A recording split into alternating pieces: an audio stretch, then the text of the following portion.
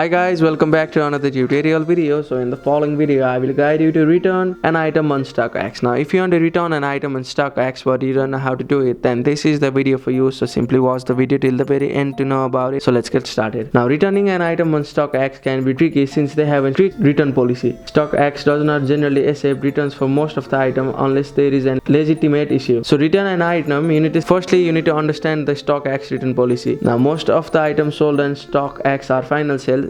This means that the item once is sold cannot be returned. So the returns are only accepted in specific case. If the item is not described and if you do not receive the item that match the description, then your item may be returned. And if the item is fake, and if StockX find that the item may be counterfeit during the authentication process, then they may return the item. Now, to initiate a return, if that is eligible, then you need to simply open the StockX app and make sure that you are logged into your account. And after that, you need to click on the option of profile icon at the very bottom right. This is the account section where you'll see the option of profile, buying, selling and all other things. So you need to simply scroll down until you see the option of help. So click on the option of help and you need to simply contact the StockX support, and you need to chat with them and reach the StockX customer support center, and you need to simply say the problem which you are facing and you want to return the product which you have bought from them. So that's it. By talking with the customer care center, you may be able to return the product on StockX. So that's it. Thank you for watching the video. Please don't forget to like the video and subscribe to our channel. Thank you.